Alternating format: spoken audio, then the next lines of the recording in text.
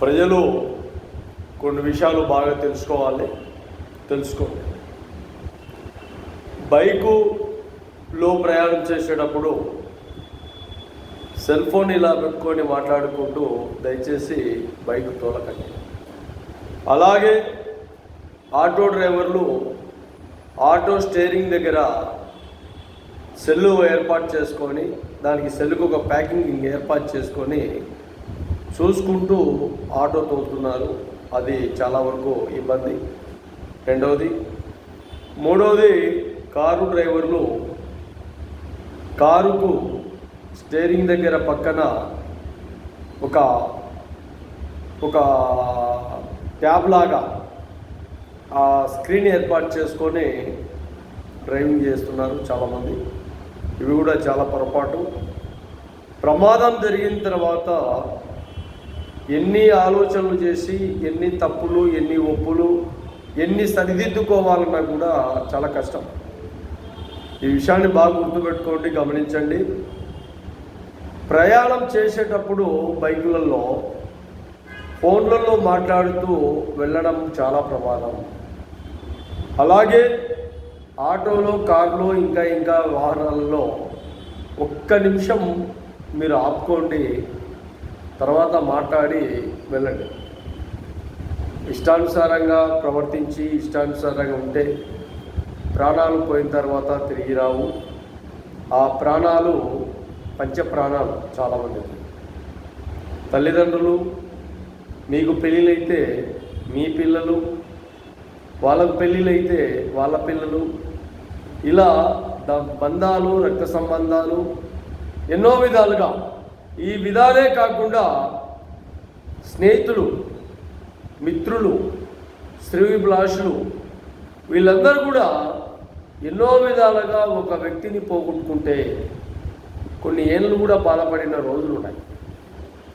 కాబట్టి చాలా జాగ్రత్తగా మీ ప్రయాణాలు కొనసాగాలని మనస్ఫూర్తిగా మనస్సాక్షిగా మహాజన రాష్ట్ర సమితి ప్రతిరోజు కూడా ప్రజల నైతిక విలువలతో కూడిన సమాజాన్ని నిర్మించుకోవాలి.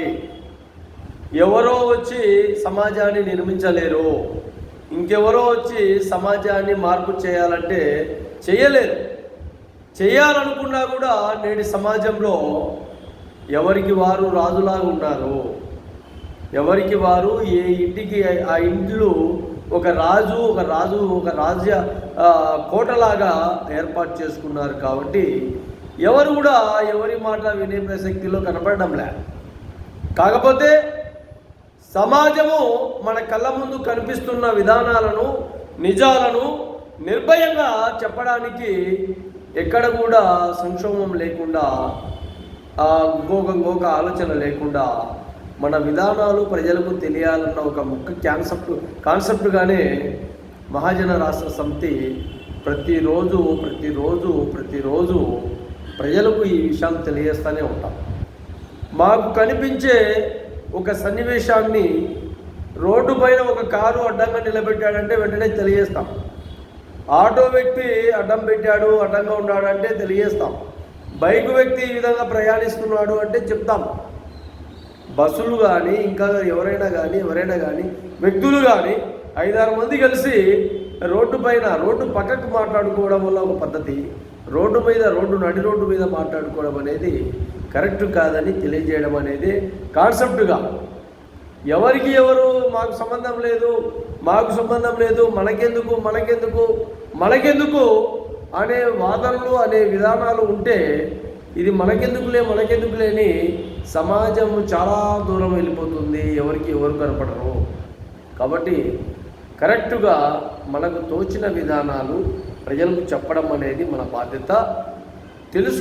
తెలుసుకోకపోవడము, అలాగే వాళ్ళ ఇష్టానుసారంగా ప్రవర్తించుకోవడం అనేది వాళ్ళ ఇష్టం. తర్వాత నష్టమైన తర్వాత, కన్నీళ్ళు వచ్చిన తర్వాత, కడగళ్ళు వచ్చిన తర్వాత, బాధలు సాధకలు రకరకాలుగా వ్యక్తిని ఇబ్బందులు గురైన తర్వాత ఆయన చెప్పిందే కరెక్టు, ఈయన చెప్పిందే కరెక్టు, ఆమె చెప్పిందే కరెక్టు అని అనిపించుకోవడం వేస్ట్. బాగా గుర్తుపెట్టుకోండి. తగు జాగ్రత్తలతో ఉండాలని ప్రయాణికులకు, వాహనదారులకు, అదేవిధంగా పాదచారులకు, నడుచుకుంటా రోడ్లపైన వెళ్ళే వ్యక్తులకు, ప్రతి ఒక్కరికి కూడా ఈ విషయాన్ని క్లారిటీగా తెలియజేస్తున్నాం. జై మహాజన, జై మహాజన.